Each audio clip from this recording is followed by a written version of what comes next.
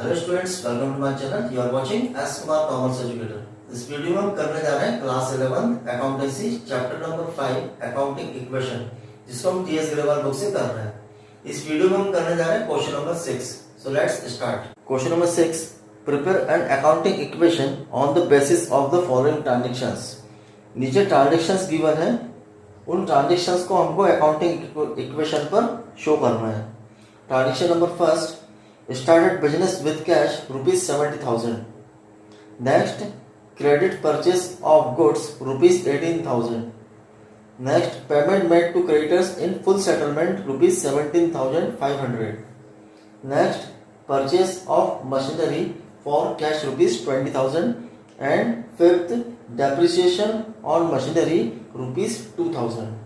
So let us see the solution. Question number 6 के solution के लिए सबसे पहले हम अकाउंटिंग इक्वेशन लिखेंगे। अकाउंटिंग इक्वेशन क्या है? Assets is equal to liabilities plus capital. अब आपको जो बिजनेस ट्रांजैक्शन क्वेश्चन में गिवन है, उस ट्रांजैक्शन से हम क्या करेंगे, एसेट्स को फाइंड आउट करेंगे कि उसमें एसेट्स कौन कौन सी है। सो यहाँ पर transaction number first and fifth तक हम क्या देखेंगे कि कौन कौन सी एसेट्स है। उनको एसेट्स को फाइंड आउट करके हम सबसे पहले एसेट्स में प्लस करेंगे और जो भी लायबिलिटीज होंगी उसको हम लायबिलिटीज में प्लस करेंगे। So transaction number first, started business with cash rupees 70,000. यहाँ पर बिजनेस स्टार्ट हुआ है। ये फर्स्ट वाला जो ट्रांजेक्शन है ये तो कॉमन है, सभी अपन ने प्रीवियस जितने भी क्वेश्चन किए उसमें क्या है कि स्टार्टेड बिजनेस विद कैश। तो जब बिजनेस स्टार्ट होता है कैश के साथ, तो ये कहाँ कहाँ प्लस होता है? प्रीवियस क्वेश्चन में भी हमने किया है, ये कैश में भी प्लस होगा 70,000 और कैपिटल में भी प्लस होगा 70,000। बिजनेस स्टार्ट करेंगे तो इन्वेस्टमेंट क्या कहलाता है? कैपिटल। सो यहाँ पर 70,000 हम कैपिटल में भी प्लस करेंगे और कैश के साथ बिजनेस स्टार्ट हुआ है तो कैश क्या होती है? बिजनेस की एसेट्स होती है। तो कैश को हम क्या करेंगे? एसेट्स में प्लस करेंगे और कैश में भी हम 70,000 को प्लस करेंगे। सो फर्स्ट ट्रांजैक्शन कैश में प्लस होंगे 70,000 एंड कैपिटल में भी प्लस होगा 70,000। Next, credit purchase of goods of rupees 18,000। यहाँ पे क्या है? क्रेडिट परचेस ऑफ गुड्स, यहाँ पर माल खरीदा है। कैसा माल खरीदा है? क्रेडिट। क्रेडिट का मतलब क्या होता है? उधार बेस पर गुड्स परचेस किया है, लेकिन कैसा किया? उधार परचेस किया है, इसका भी पेमेंट नहीं किया है। दैट मीन इसका मीनिंग क्या होगा कि गुड्स परचेस किया मींस स्टॉक हमारे पास आया है, लेकिन अभी हमने उसका पेमेंट नहीं किया है, उधार खरीदा है। तो जो भी हम गुड्स क्रेडिट खरीदते हैं उसको हम कहाँ प्लस करते हैं? क्रेडिटर्स में। उसको हम कहाँ प्लस करते हैं? क्रेडिटर्स में। ये बिजनेस के लिए क्या होती है? लायबिलिटीज। सो यहाँ पर गुड्स परचेस किया है तो हम लोग स्टॉक में प्लस करेंगे। कितने में गुड्स परचेस हुआ? 18,000। सो 18,000 को हम प्लस करेंगे स्टॉक में। स्टॉक क्या है? बिजनेस की एसेट्स। सो हमारे पास एसेट्स कौन कौन सी हो जाएगी? Cash plus stock. अब स्टॉक परचेस कितने का किया है हमने? 18,000। तो हम 18,000 को स्टॉक में प्लस करेंगे और क्रेडिट परचेस किया है इसलिए 18,000 को हम यहाँ लायबिलिटीज में क्रेडिट टर्म में उसको प्लस करेंगे। सो इस ट्रांजेक्शन का इम्पैक्ट क्या होगा? Credit purchase of goods of rupees 18,000। यहाँ हम स्टॉक में भी 18,000 प्लस करेंगे एंड क्रेडिटर्स में भी 18,000 को हम प्लस करेंगे। Transaction number third, payment made to creditors in full settlement rupees 17,500। यहाँ पर आपको क्या बोल रहा है? थर्ड ट्रांजेक्शन में payment made to creditors in full settlement rupees 17,500। यहाँ पर हमने क्या किया? पेमेंट किया है। किनको पेमेंट किया? क्रेडिटर्स को। क्रेडिटर्स को आपने कितना पेमेंट किया? 17,500। यहाँ आपके पास क्रेडिटर कितने के हैं? 18,000 के। अब 18,000 के क्रेडिटर हैं, उनको हमने पेमेंट कितना किया? 17,500 और फुल सेटलमेंट। फुल सेटलमेंट का मीनिंग ये होता है कि उनको देना हमको कितना था? क्रेडिटर्स को 18,000, लेकिन हमने 17,500 में उनको फुल सेटलमेंट कर दिया। मींस 18,000 हमें देना था, लेकिन हम लोगों ने कितना दे दी? 17,500 दे दिया और अब उनको हमें कुछ भी नहीं देना है। तो इनका फुल सेटलमेंट हो गया। तो हमारे पास से कैश गया क्योंकि हमने क्या किया? पेमेंट किया। पेमेंट किया कैसे किया? कैश किया। कैश पेमेंट किया मींस हमारे पास कैश माइनस होगा। कैश कितना माइनस होगा? 17,500। तो उसका एक इम्पैक्ट क्या होगा कि सबसे पहले तो हम कैश माइनस करेंगे। कैश में से 17,500 को माइनस करेंगे क्योंकि हमारे पास से कैश पेमेंट गई है, कैश पेमेंट हमने किया है।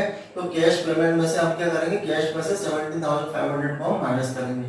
तो सबसे पहले हम यहाँ लिखेंगे 17,500 ब्रैकेट में माइनस, कैश में से इसको माइनस करेंगे। इनको पेमेंट किया हमने क्रेडिटर्स को, क्रेडिटर्स को कितने का पेमेंट किया है यहाँ पर फुल सेटलमेंट। फुल सेटलमेंट में सब हमें क्रेडिटर्स को कुछ भी नहीं देना है, तो यहाँ पर 18,000 हम यहाँ माइनस करेंगे। क्रेडिटर को हमने पूरा पेमेंट कर दिया 18,000, तो यहाँ से जो हम माइनस करेंगे वो कितना माइनस करेंगे 18,000। मींस 18,000 दिया हमने 17,500, लेकिन हमारा फुल सेटलमेंट हो गया, अब हमको क्रेडिटर्स को कुछ नहीं देना है, तो यहाँ पर हम क्या माइनस करेंगे 18,000। अब हमें देना था क्रेडिटर्स को 18,000, लेकिन हमने दिए कितने 17,500। मींस हमें प्रॉफिट हुआ। प्रॉफिट कैसे हुआ, क्योंकि देना हमें कितना था 18,000, लेकिन हमने दिए कितने 17,500 में हमने फुल पेमेंट कर दिया है। तो हमें 500 का जो प्रॉफिट हुआ है, तो उस प्रॉफिट को हम क्या करेंगे कैपिटल में प्लस करेंगे। जो भी प्रॉफिट होता है उसको हम कैपिटल में प्लस करते हैं, और जो लॉस होता है उसको हम कैपिटल से माइनस करते हैं। तो यहाँ पर इस ट्रांजेक्शन के क्या क्या इंपैक्ट हुए, एक तो कैश पेमेंट किया, तो कैश से हमने 17,500 को माइनस किया। यहाँ पर फुल सेटलमेंट हो गया, तो क्रेडिटर से हमने 18,000 को माइनस कर दिया, अब हमारे क्रेडिटर हो जाएंगे 0, और 500 का जो प्रॉफिट हुआ उसको हमने कैपिटल में प्लस कर दिया। अब आपकी न्यू इक्वेशन क्या हो जाएगी, कैश कितना हो जाएगा 70,000 से 17,500 को माइनस करेंगे तो कितना हो 52,500, प्लस स्टॉक कितना आपके पास 18,000, मशीनरी अभी कोई ट्रांजेक्शन नहीं हुआ, इज इक्वल टू लायबिलिटीज आपकी क्रेडिटर्स कितने हैं 18,000 थे, हमने फुल पेमेंट कर दिया, अब क्रेडिटर्स हमारे हो गए 0, एंड प्लस आपकी कैपिटल 70,000 थी, 500 का प्रॉफिट हुआ, तो अब कैपिटल कितनी होगी 70,500। Next transaction, transaction number 4, purchase machinery for cash ₹20,000। यहाँ हमने मशीनरी परचेस करी और कैसी परचेस करी, कैश। मशीनरी परचेस करी है कैसी, कैश। अब इसके दो इंपैक्ट होंगे, क्या क्या इंपैक्ट होंगे, एक तो मशीनरी हमने परचेस करी, तो मशीनरी बिजनेस के लिए क्या है एसेट्स, हमारे पास एसेट्स क्या क्या हो जाएंगी, cash plus stock plus machinery. Machinery क्या होती है एसेट्स, तो हम यहाँ पर क्या करेंगे एसेट्स में प्लस करेंगे, cash plus stock plus machinery. अब मशीनरी परचेज हुई है कितने की 20,000, सो मशीनरी में हम कितना प्लस कर देंगे 20,000, मशीनरी में हम प्लस करेंगे 20,000। कैश परचेज किया है, बस हमारे पास से कैश गया है, तो कैश में से हम क्या करेंगे 20,000 को माइनस कर देंगे। तो इस ट्रांजेक्शन के दो इफेक्ट क्या क्या होंगे, एक तो कैश में से हम 20,000 माइनस करेंगे, और मशीनरी में हम 20,000 को प्लस करेंगे। रिमेनिंग ट्रांजेक्शन अभी एज इट इज रहेंगे, उसमें कोई चेंज नहीं है।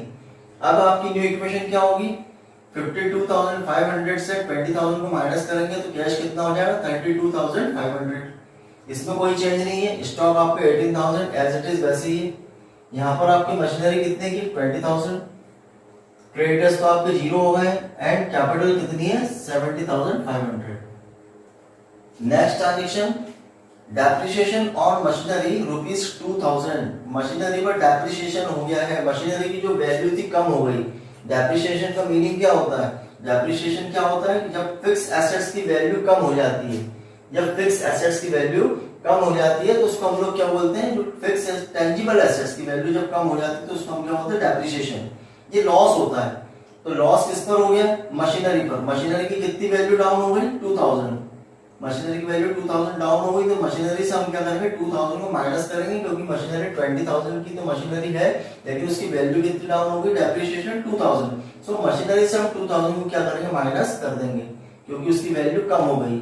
2,000 को हम क्या करेंगे मशीनरी से माइनस करेंगे, ब्रैकेट में माइनस। और ये लॉस है, लॉस है तो इसको हम क्या करेंगे कैपिटल से भी इसको माइनस करेंगे।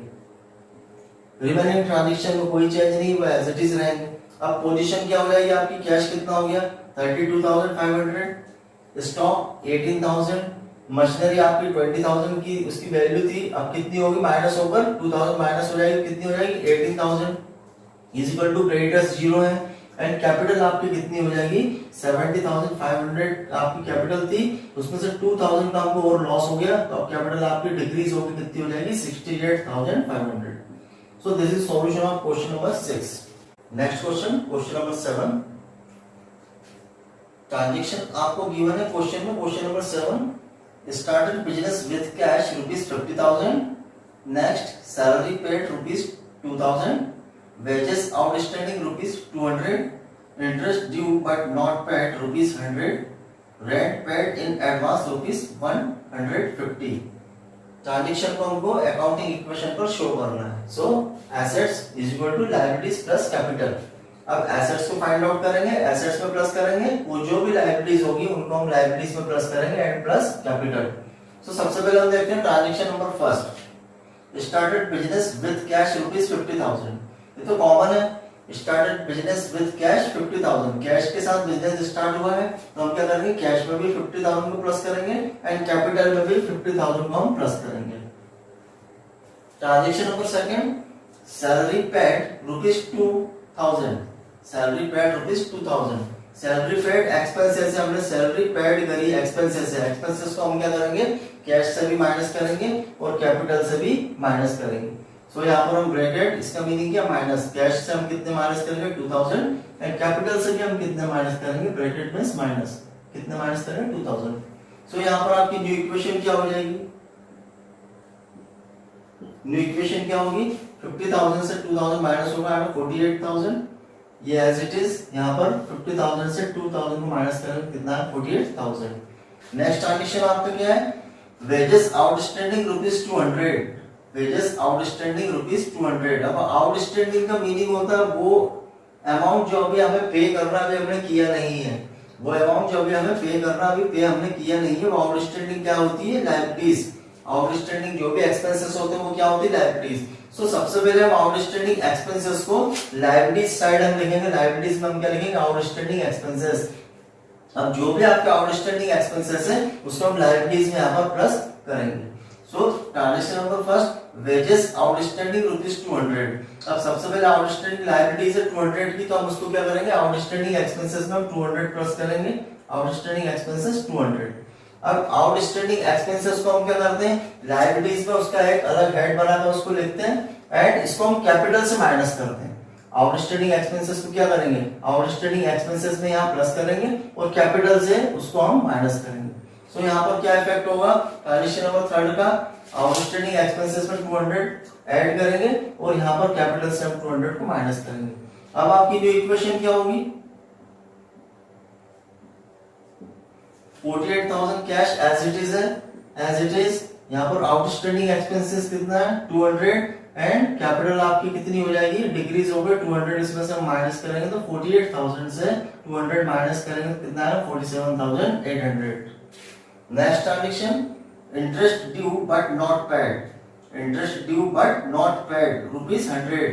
इसका मीनिंग भी वही है कि इंटरेस्ट अभी ड्यू है, अभी हमने पेड नहीं किया है। नॉट पेड का मीनिंग क्या, अभी हमने पेड नहीं किया है, हमें पेड करना है, ये भी आउटस्टैंडिंग एक्सपेंसेस है। Interest due but not paid, अभी तक हमने दिया नहीं है, मींस ये हमें पे करना है, ये भी क्या होगा आउटस्टैंडिंग, ये भी क्या है लायबिलिटीज, जिसको भी हम क्या करेंगे, आउटस्टैंडिंग एक्सपेंसेस में इसको हम प्लस करेंगे।